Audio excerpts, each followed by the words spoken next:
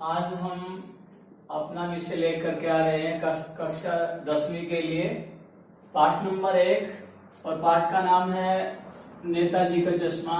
लेखक हैं स्वयं प्रकाश। पाठ का जो मूल विषय है वो देश प्रेम की भावना। आपने सुना होगा, भरा नहीं जो भावों से बहती जिसमें रसधार नहीं, वह हृदय नहीं वह पत्थर है जिसमें स्वदेश का प्यार नहीं। तो अपने देश के प्रति प्रेम की भावना है वो प्रकट करना है। यह विद्यार्थियों में देशभक्ति की भावना, देशभक्ति का जज्बा भरने का मुख्य विषय है लेखक स्वयं प्रकाश का। और शहीदों के प्रति अपनी संवेदना है, शहीदों के प्रति अपना आदर भाव भी प्रत्यक्ष रूप से लेखक स्वयं प्रकाश जी इसमें प्रकट करना चाहते हैं। शहीदों की चिताओं पर लगेंगे हर वर्ष मेले, वतन पर मिटने वालों का बाकी यही निशा होगा। तो ऐसी भावना यहाँ प्रकट की है। और पाठ का जो मुख्य विषय है, विधा कौन सी है? ये कहानी विधा है। विधा का क्या नाम है? कहानी। ये कहानी विधा है। इस कहानी के द्वारा, नेताजी की कहानी के द्वारा देश प्रेम की भावना का विकास करना लेखक का मुख्य उद्देश्य है।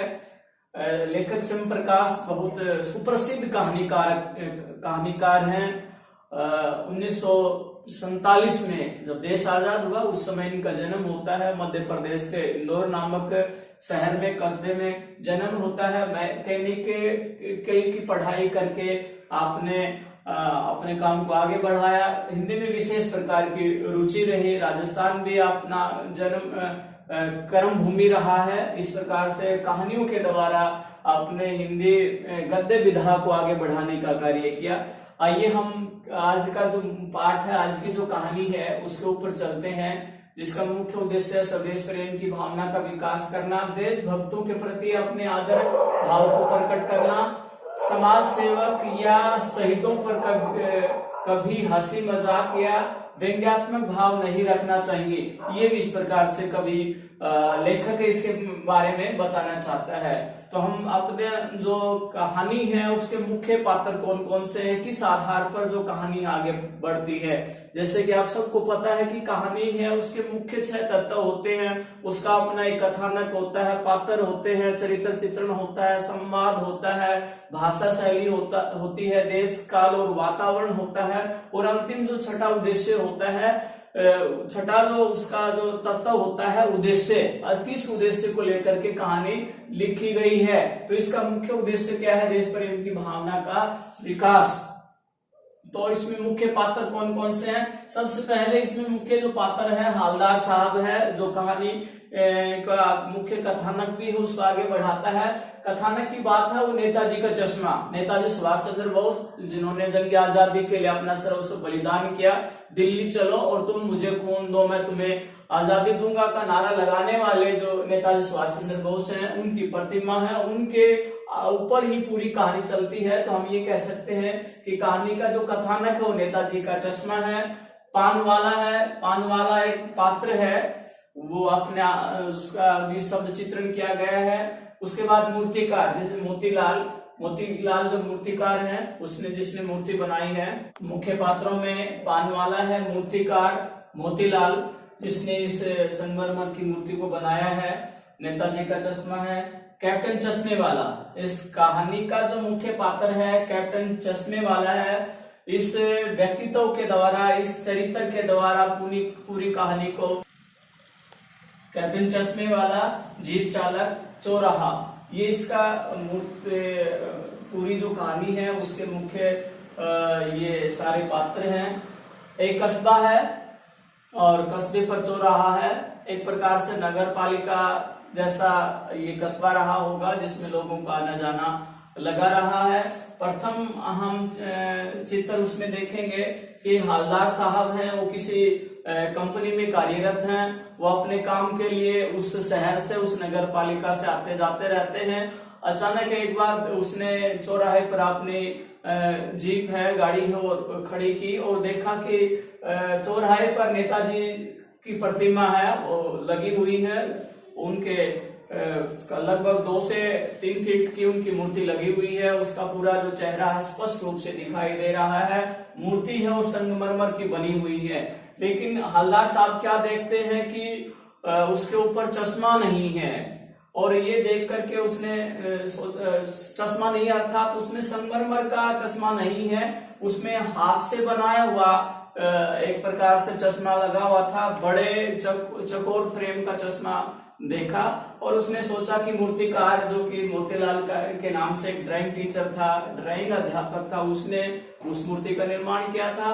तो हवलदार साहब ने सोचा होगा कि जो मूर्तिकार है चश्मा लगाना भूल गया। इस प्रकार से वो चला जाता है। कुछ दिनों के बाद हवलदार साहब दोबारा से आते हैं, चौराहे पर अपनी गाड़ी को खड़ी करते हैं, इधर उधर देखते हैं, मूर्ति की तरफ ध्यान देते हैं, और मूर्ति की तरफ देख करके वो हैरान रह जाते हैं कि आज बड़े चकोर फ्रेम के स्थान पर काले रंग के गोल फ्रेम का चश्मा नेताजी की प्रतिमा पर लगा हुआ है। तो उसका जो कौतूहल है, उसकी जानने की जो इच्छा है, कौतूहल जानने की इच्छा, उसकी जिज्ञासा का भाव बढ़ जाता है।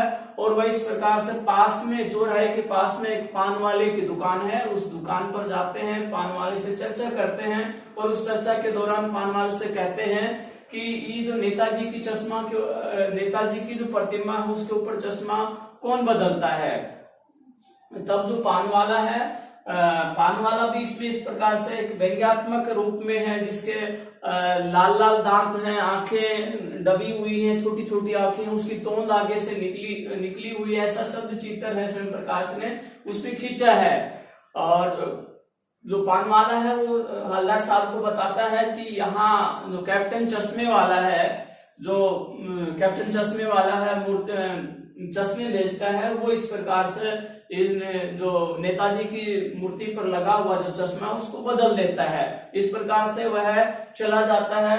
कुछ दिनों के बाद में दोबारा से हवलदार साहब हैं अपनी कंपनी के कार्य से उस चौराहे पर आते हैं और देखते हैं कि दोबारा से देख करके हैरान रह जाते हैं कि अब दोबारा से भी उसका जो नेताजी की प्रतिमा का जो चश्मा है वो बदला हुआ था।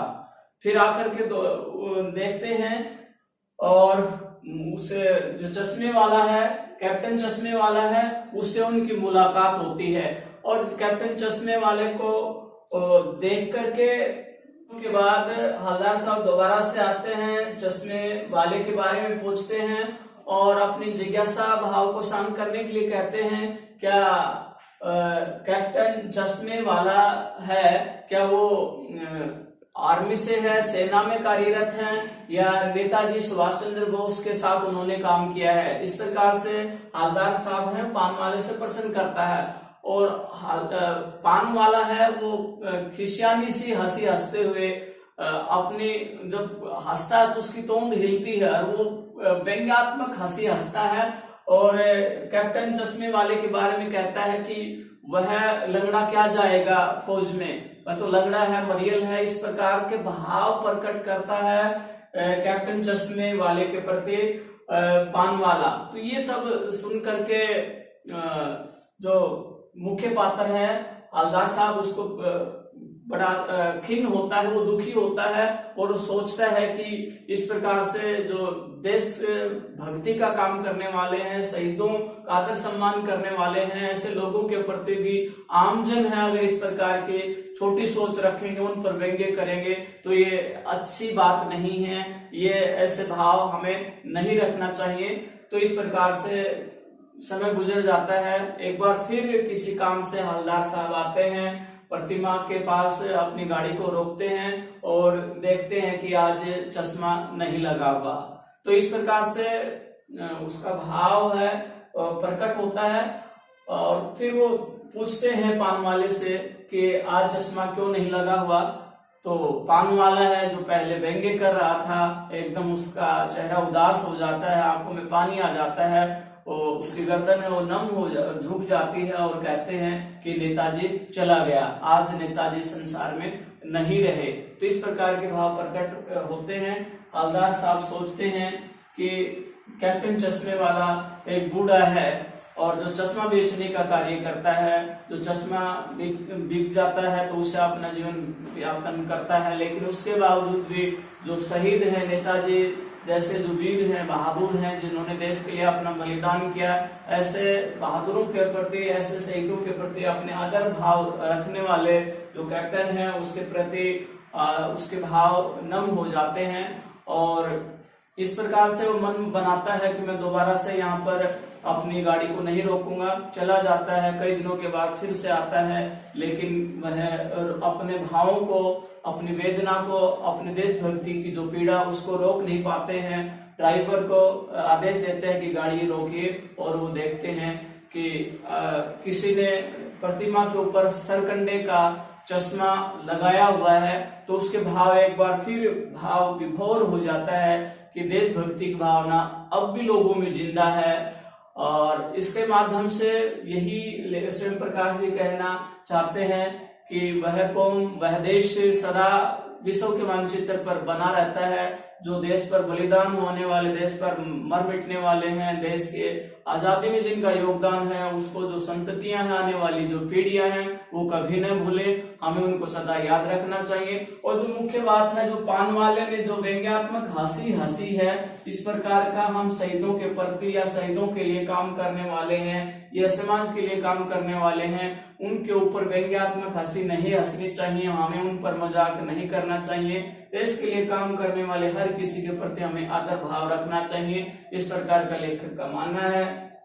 तो इस कहानी के माध्यम से हमने जाना कि मूर्तिकार मोतीलाल से जो चूक रही, उसको कैप्टन चश्मे वाले ने भिन्न भिन्न प्रकार के चश्मे लगा करके जो चश्मा बेचने का काम करते थे, मरियल से थे, लेकिन उसके अंदर के जो भाव होने के कारण, शहीदों के प्रति आदर होने के बावजूद भी उसे लोग कैप्टन के रूप में जानते थे। हवलदार साहब के उसके प्रति आदर के भाव पैदा हुए और इस प्रकार से पूरी कहानी है वो संपन्न होती है। प्रश्न यही है कि हम शहीदों का मान करें, उनके प्रति आदर भाव रखें, और यही इस कहानी का मूल भाव था कि विद्यार्थियों में देश के प्रति आदर सम्मान का भाव हो, उनके जो इच्छाएं हैं वो देश भक्तों के बारे में उनको पढ़ना चाहिए अधिक से अधिक। जैसे नेताजी सुभाष चंद्र बोस है, शहीद आजम भगत सिंह है, चंद्रशेखर आजाद है, राम प्रसाद बिस्मिल है, अशफाक उल्लाह खां है, इस प्रकार के जितने भी वीर हुए हैं उनकी कहानी पढ़नी चाहिए, उनसे प्रेरणा लेनी चाहिए ताकि हम अपने देश को आगे बढ़ा सके। इस प्रकार से इस कहानी का मूल विषय था जो लेखक स्वयं प्रकाश ने अपने भिन्न भिन्न पात्रों के माध्यम से सरल तरीके से आपके बीच में रखा। तो हमें पूरा विश्वास है कि आपने ये कहानी अवश्य ही समझ में आई होगी। जय हिंद, जय भारत।